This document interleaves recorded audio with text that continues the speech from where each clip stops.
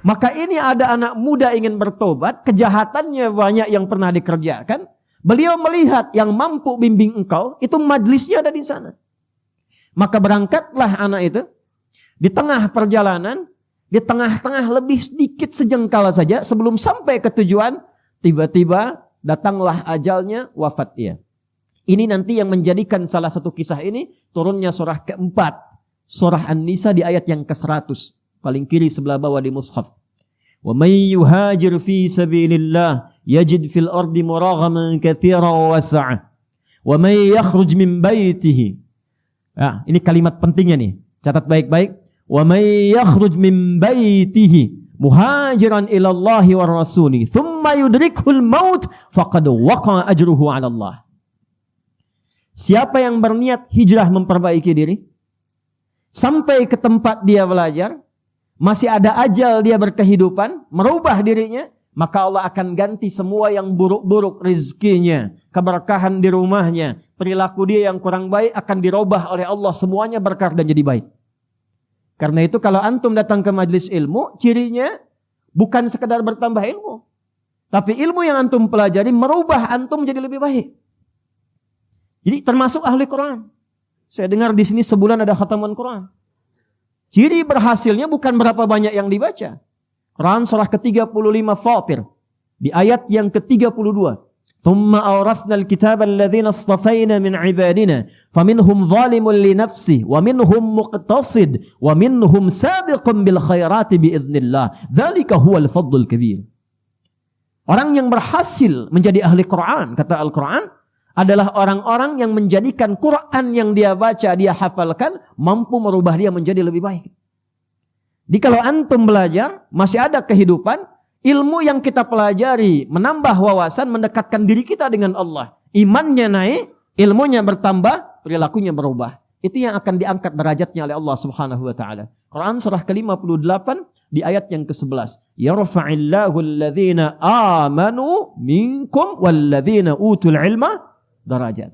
Tapi kalau antum berangkat, niat ingin taubat, niat ingin berubah, niat ingin hijrah, bahkan belum sampai ke majlis, belum sampai ke Masjid Fatimah Muhammad, baru di tengah-tengah perjalanan niat ingin berubah, thumma yudrikhul maut, seperti pemuda tadi tiba-tiba maut datang di tempat, di keadaan yang bahkan tidak dia duga.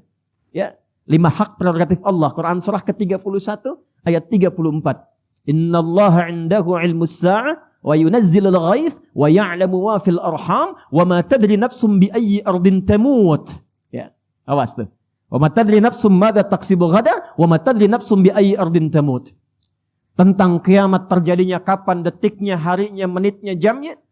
Pengaturan tentang cuaca, tak ada kepastian cuaca, yang ada perakiraan cuaca. Apa yang akan diatur di alam rahim? Tentang lahirnya, qadanya, qadarnya, jenis kelaminnya dan sebagainya. Apa yang terjadi kemudian dan kapan dan di mana, serta kita akan kembali pada Allah Subhanahu wa taala. Wafat di pertengahan, kata Allah, saya terima niatnya, diterima niatnya, digugurkan dosanya, diterima taubatnya, dan langsung langkahnya menjadi pahala awal baginya. Tum kebayang nggak? Dosanya gugur semua tuh dengan niat taubatnya. Lalu dia melangkah, langkahnya itu dihitung sebagai pahala awal. Jadi dosanya gugur, amalan dia ada, cuma langkah aja. Nah itu ya yang terjadi pada anak muda tadi. Di pertengahan dia bertaubat, dia istighfar tuh. Astagfirullah, astagfirullah, astagfirullah. Itu menggugurkan dosanya. Ya. Jadi yang diperbanyak tuh istighfarnya. Begitu dia istighfar, dosanya gugur, di tengah-tengah lebih selangkah sudah punya amalan. Maka ketika dihitung, amalannya sudah muncul, dosanya gugur, faqad waqa'a ajruhu 'ala Allah. Ditetapkan oleh Allah punya pahala, masuklah ke dalam surga. Terlepas dari itu semua, kita akan satukan semua pembahasan itu dalam apa yang telah kita dapatkan tadi, sumber utamanya, supaya tak keluar dari Quran dan Sunnah dan antum tidak bisa mendebat. Kita ambil Quran, hadis, Quran, hadis, Quran, hadis. Ya, mendebat Quran berarti mendebat Allah, kufur. Mendebat hadis, mendebat Rasulullah sallallahu alaihi wasallam, bermasalah.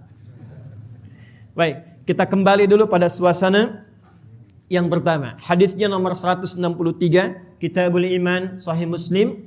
halaman 77 paling kiri sebelah atas. Bismillahirrahmanirrahim. Hadis yang pertama saya ambil dari sahabat Abu Hurairah radhiyallahu taala anhu, kemudian dikuatkan nanti oleh Imam Malik bin Anas. Anas bin Malik. Qala haddatsana qala an Anas bin Malik radhiyallahu taala anhu qala inna Aba Dzar yuhaddithu. Kata Anas bin Malik radhiyallahu taala anhu, sahabat kami Abu Dzar Al-Ghifari. Abu Dzar Al-Ghifari ini nama aslinya Jundub bin Junadah. Jundub bin, bukan Junub, Jundub. Jundub bin Junadah. Biasanya berteman kalau meriwayatkan hadis dengan Mu'adz bin Jabal. Dua-dua ini kompak nih. Duet, sering duet meriwayatkan hadis.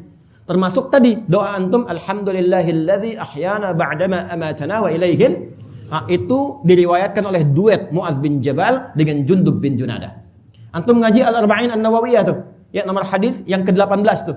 Ittaqillaha haitsu ma kunta wa atbil hasanata sayyi'atal hasanata tamhuha. Itu riwayatnya dari Mu'adz bin Jabal dan Jundub bin Junadah.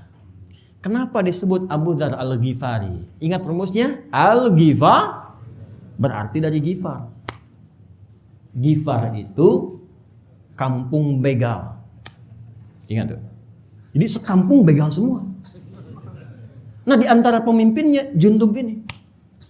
Singkatnya, ada kilatan yang masuk ke hatinya mengatakan, mau sampai kapan jadi begal? Dan itu pasti, selalu ada itu kilatan itu. Jadi Allah tuh dengan sifat rahmannya tidak membiarkan seorang hamba berkehidupan kecuali mendapatkan bagian dari hidayahnya.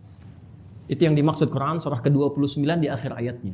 Walladzina jahadu fina lanahdiyannahum subulana. Kenal Firaun? Ayo bilang kenal ya. Firaun Fir'aunnya. Ya. Firaun Fir'aunnya. Nanti babnya lain lah ya. Babnya lain lagi. Pokoknya banyak zalimnya tuh. Ngaku Tuhan, ya kan? Genosida, macam-macam sekali. Itu tetap oleh Allah diberikan hak yang sama. Dikirimkan langsung dua nabi, Musa dan Harun. Ini menunjukkan setiap hamba akan mendapatkan kesempatan, peluang untuk kembali mengingat Allah Subhanahu wa taala. Jundub ada kilatan. Ini rumusnya. Begitu berpikir kapan akan berakhir, dapat info ada seorang mengaku nabi di Mekah. Nah, ini fikih nih ya, fikih taubat nih. Jadi kalau antum sedang tergerak ingin bertobat, jangan ditunggu, cepat lakukan. Fikihnya Jundub. Ya, maka apa yang beliau kerjakan? Langsung disambut kilatan hidayah itu, berangkatlah ke Mekah. Pandangan pertama berjumpa dengan Rasulullah sallallahu alaihi wasallam. Melihat wajahnya saja, belum bicara, lihat wajahnya, langsung tersentuh hatinya, kenanya jiwanya. Ini udah rumus nih. Sentuhlah ia tepat di hati, maka ia akan jadi milikmu untuk. Gimana caranya lihat orang langsung kesentuh jiwanya? Baru lihat tuh. Maka nggak tunggu lama beliau bersyahadat. Kata beliau, ya Rasulullah, berikan saya tips pesan singkat. Kata Nabi, pulang dulu, belajar yang betul, baru ingatkan kaummu. Atau kama qala Rasulullah SAW. Kata beliau, saya nggak akan pulang sebelum saya mendeklarasikan keislaman saya di sini, depan Ka'bah. Kata Nabi, jangan kau lakukan. Orang-orang belum paham, kau bisa disakiti. Ya. Apa jawabnya Jundub bin Junadah? Ya Rasulullah, saya ini membegal terang-terangan. Masa masuk Islam sembunyi-sembunyi? Saya ini membegal terang-terangan. Gak enak lah syahadat sembunyi-sembunyi. Maka beliau keluar depan Ka'bah mengatakan, ya ma'syara Quraisyin, ushhidu an la ilaha illallah wa anna Muhammad Rasulullah. Hei semua orang Quraisy, lihat nih, saya bersaksi gak ada Tuhan selain Allah dan Muhammad SAW Rasulullah. Kalian mau apa katanya? Pukulin. Jatuh pingsan, begitu akan dihabisi. Ada riwayat menyebutkan ditemukan oleh sahabat Ali bin Abi Thalib radhiyallahu taala anhu. Ada riwayat mengatakan ditemukan oleh paman Nabi Hamzah bin Abdul Muttalib radhiyallahu taala anhu. Begitu kelihatan, oh jangan kalian sakiti lagi, karena ini adalah orang Ghifar. Kalau kemudian dia tewas di sini dan ketahuan suku Ghifar, nggak ada kafilah dagang kita akan lolos lewat situ. Maka sepakat mereka biarkan dia pergi. Pergilah kemudian beliau ini taubatan nasuha. Dan jadilah ini fikih preman tobat. Jadi sinetron preman pensiun. Dan jadi bab kurikulum preman jadi ustad. Karena kembali kemudian ke Ghifar, jadi da'i di sana sampai kelak Madinah dihebohkan dengan langkah kaki dag digdug dag digdug dag digdug. Ternyata Jundub bin Junada membawa hasil pendidikannya, berangkat kemudian ke kota Nabi sallallahu alaihi wasallam, membawa rombongan dari Ghifar sudah pada masuk Islam, bedol desa masuk Islam. Kekuatan satu orang ini. Sahabat Nabi dulu begitu, as-sabiqunal awwalun itu 40 orang. Tapi mereka berpencar kemanapun, membawa magnet keislaman yang kuat. Amr bin As itu cuma jalan sepeninggal Nabi, bawa ekspedisi jalan, gak ngapa-ngapain jalan, ekspedisi. Afrika Utara dijelajahi. Dari Mesir, Libya, Tunisia, Aljazair, Maroko sampai ke Syam. Syria sekarang ada 4 negara, Libanon, Jordania, Palestina, Syria. Insyaallah kita selesai ini kita salat ghaib ya. Untuk yang musibah di Turki dan Syria. Itu semua yang dilewati muslim semua dan maju. Dan kelak Afrika Utara itu yang dilewati akan jadi provinsi negara Islam masa itu. Gubernurnya Musa bin Nusair, kodamnya, panglima kodamnya itu ya. Itu panglimanya namanya Tariq bin Ziyad. Satu kekuatan panglima ini bisa membuka wilayah Iberia, dikenal dengan Andalusia, wilayah Portugal dan Spanyol sekarang ini, dan punya peradaban Islam selama 7 abad ada di situ. Makanya dibukanya Fatah. Inna fatahna laka fatham mubina. Fatah itu apa? Membuka kebaikan. Jadi orang Islam itu dimanapun berada mesti membuka semua nilai kebaikan. Antum ke kantor jadi orang baik. Buka semua peluang kebaikan. Yang disiplin, antum. Yang jujur, antum. Tidak korupsi, disiplin, paling sabar, tepat waktu, paling bagus hasilnya. Buka semua nilai kebaikan.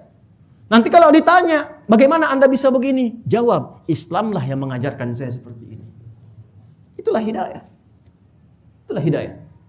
Nah, ketika masuk Islam diviralkanlah tempatnya dari Ghifar, maka dikenal dengan Abu Dzar al-Ghifari. Kenapa yang disebutkan Abu Dzar al-Ghifari-nya bukan nama orangnya, untuk memberikan kesan kepada orang setelahnya. Nih saya nih, dulu saya mantan begal. Sekampung begal semua, tapi Islam merubah saya menjadi orang baik dan dekat dengan Nabi, meneruskan risalah dakwah beliau. Itulah kalau antum ngaji tahu sanadnya, jadi kita bisa berubah. Dulu pembegal jadi ahli hadis, jadi ustadz. Kenapa saya nggak pernah begal orang, nggak bisa mendapatkan hadis Nabi SAW? Jelas?